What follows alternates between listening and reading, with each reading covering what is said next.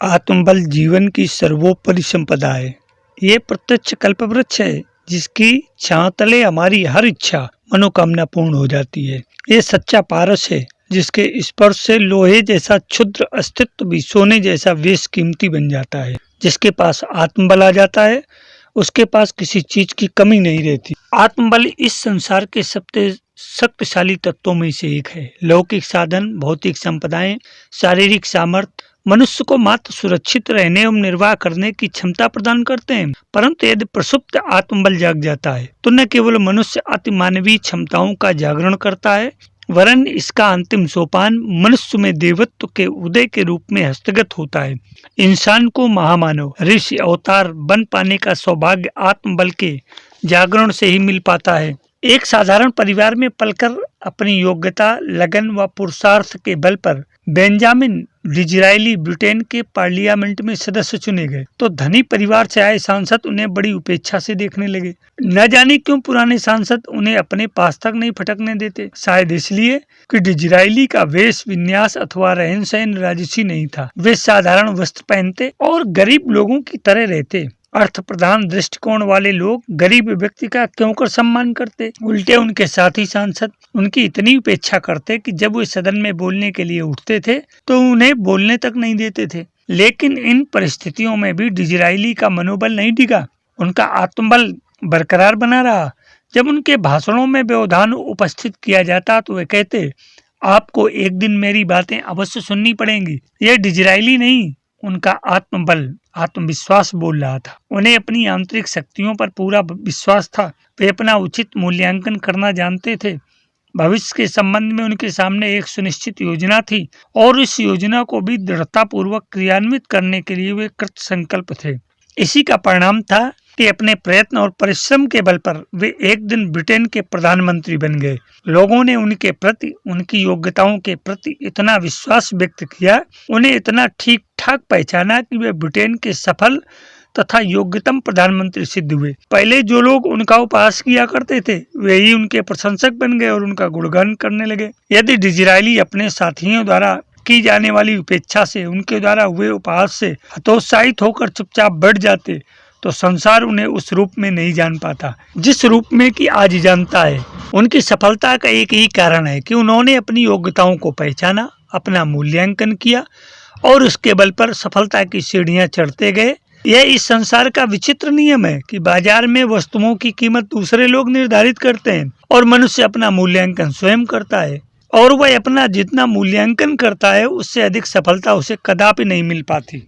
अन्य सभी शक्ति सामर्थ्य के साधन ज्यादा से ज्यादा एक व्यक्ति के कल्याण के पथ को प्रशस्त कर सकते हैं, परंतु प्रसुप्त आत्म चेतना का जागरण ऐसा चमत्कार घटित करता है जिसके माध्यम से अगणित नरनारी उत्थान व अभ्युदय के मार्ग पर आगे बढ़ते हैं। साधन संपन्न सुख सुविधा का उपभोग करने तक ही सीमित रह जाते हैं, जबकि आत्मबल के धनी परमानंद की अनुभूति करते हैं। उपासना, साधना, आराधना के राजमार्ग चलने के अतिरिक्त आत्मबल की प्राप्ति अभिप्सा रखने वालों को ब्रह्मांडीय चेतना, ईश्वरीय चेतना के साथ एकात्मता का भाव विकसित करना अनिवार्य होता है। जो इस एकात्मता का विकसित कर पाते हैं उनका आत्मबल इस कदर विकसित होता है कि वो प्रवाह को पलट देने की, तूफानों को थाम लेने की और आंधियों का रुख मोड़ देने की सामर्थ्य रखते हैं। सत्य पूछें तो समस्त आध्यात्मिक प्रक्रियाओं का सार भी यही है। यदि व्यक्ति घंटों पूजा पाठ करे पर आत्मबल की दृष्टि से शून्य हो तो वो किसी भी मूल्य का नहीं। आध्यात्मिक प्रक्रियाओं का उद्देश्य अपनी आत्म चेतना का जागरण करना ही है। उसका जागरण एक चुंबक की भांति कार्य करता है और आत्मबल के धनी के पास दैवी अनुदान, जन सहयोग स्वयं खींचे चले आते हैं। इसी आत्मबल का जागरण आध्यात्मिक प्रक्रियाओं का आधार, व्यक्तित्व परिष्कार का मूल और विश्व के परिवर्तन की केंद्रीय धुरी है।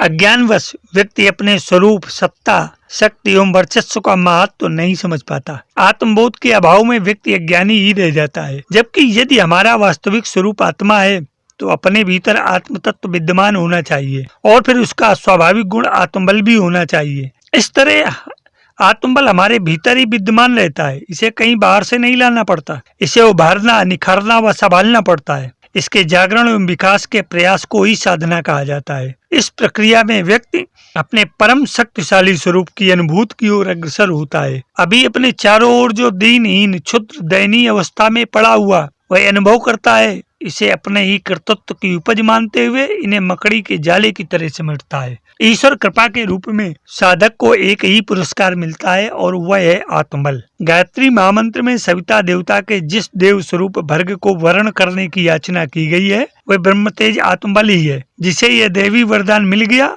समझो उसका जीवन धन्य हो गया। जो इससे वंचित रह जाता है वह प्रचुर सुविधा सामग्री एवं सहयोग होते हुए भी भय, चिंता, निराशा, आशंका और बेचैनी से त्रस्त रहता है। वर्तमान में अपनी दशा अपने ही कर्मों, मान्यताओं व स्व धारणा के फल व परिणाम है, ये उसे समझ आता है। जिस भवबंधन जंजीरों में वे स्वयं को जकड़ा अनुभव करता है, यह सब कुछ माया नहीं बल्कि अपनी ही प्रतिगामी मान्यताओं की प्रतिक्रिया भर है। अपने गुण, कर्म, स्वभाव में वांछित परिवर्तन लाते हुए वहीं से बाहर आ सकता है। आत्मबल संपन्न व्यक्ति भाग्य को अपने पुरुषार्थ का दास समझता है तथा उसे अपना इच्छानुवर्ती बना लेता है। इसके लिए आवश्यकता केवल इस बात की है कि उचित मूल्यांकन किया जाए और आत्मविश्वास को सुदृढ़ किया जाए। अपनी प्रतिभा का संस्पर्श पाते ही उस व्यक्ति का व्यक्तित्व जीवंत हो उठता है। नेपोलियन के अपने विजय अभियान में जब अल्प्स पर्वत पार करने का अवसर आया तो लोगों ने उसे बहुत बार समझाया कि आज तक अल्प्स पर्वत कोई भी पार नहीं कर सका और इस तरह की चेष्टा करने वाले को मौत के मुंह में जाना पड़ता है। उन व्यक्तियों को नेपोलियन ने यही उत्तर दिया था कि मुझे मौत के मुंह में जाना मंजूर है पर अल्प्स से हार मानना नहीं, और इस निश्चय के सामने अल्प्स को झुकना ही पड़ा।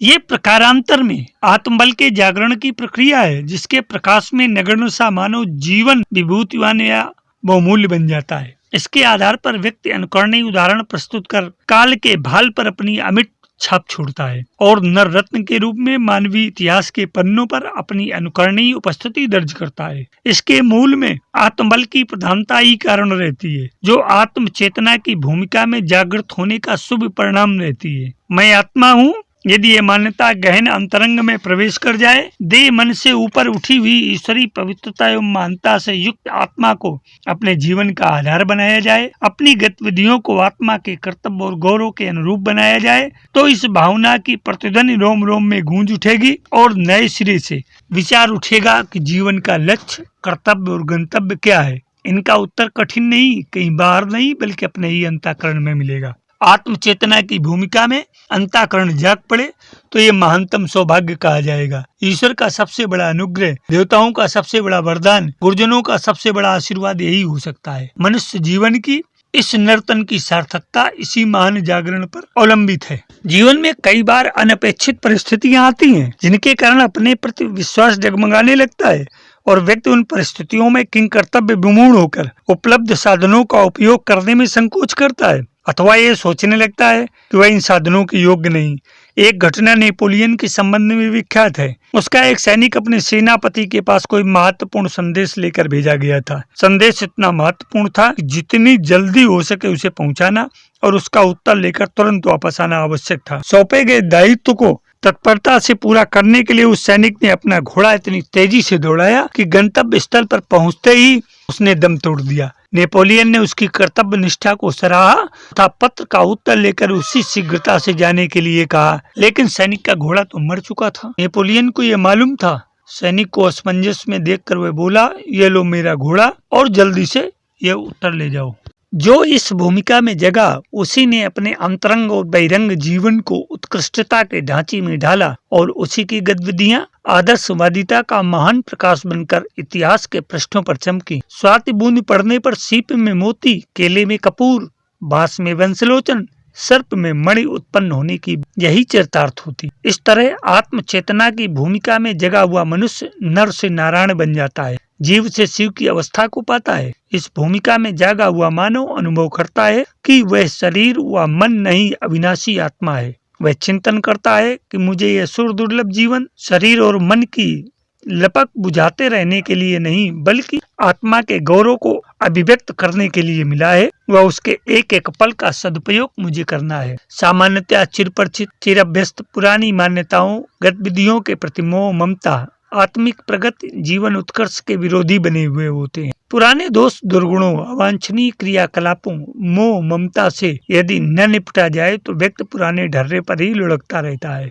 चिर अभ्यास की अवस्था बनी रहती है। अनीति और पाप का दौर चलता रहता है। जीवात्मा अर्जुन की तरह दुविधा एवं विषाद की अवस्था में पड़ी रहती है। जहाँ गांडीव नीचे पड़ा रहता है, वह अपने निम्न श्वास से कैसे लड़ा जाए वह सूझ नहीं पड़ता। धर्म संकट की घड़ी में आत्मा महाभारत के अर्जुन की स्थिति में खड़ी हो जाती है। यही साधना समर व आंतरिक संघर्ष की स्थिति साधक को उभारती है, तारती है। आत्म भूमिका में जागृत व्यक्ति अपनी वर्तमान गतिविधियों पर दृष्टि डालता है तो उसे यह निरर्थक बाल क्रीड़ा लगती है। जरा सा पेट भरा, थोड़ा सा परिश्रम कर, गुजर बसर की संभावना, फिर अधिकाधिक धन कमाने का लोभ, कुत्ते की तरह सूखी हड्डी चबाने, जबड़ों का रक्त पीकर प्रसन्नता, इंद्रिय वासना के लिए जीवन तत्व को निचोड़ने में कौन सी बुद्धिमत्ता। मेरे आत्मीय स्वजन, इस बोध के साथ साधक अपने जागृत संकल्प के साथ प्रचंड साधनात्मक पुरुषार्थ में प्रवृत्त होता है और प्रारब्ध की जटिल चट्टान को भेदते हुए आत्म जागरण की भूमिका में प्रतिष्ठित होता है। उस आत्मबल का अर्जन करता है जिसके साथ फिर उसके लिए कुछ भी असंभव नहीं रहता। किसी भी वस्तु स्थिति को प्राप्त करना उतना कठिन नहीं है जितना उपलब्धि का सदुपयोग करना। संपत्ति अनायास या परिस्थिति वश भी मिल सकती है, पर उसका सदुपयोग करने के लिए अत्यंत दूरदर्शी, विवेकशीलता और संतुलित बुद्धि की आवश्यकता पड़ेगी। सुयोग्य व्यक्तियों की समीपता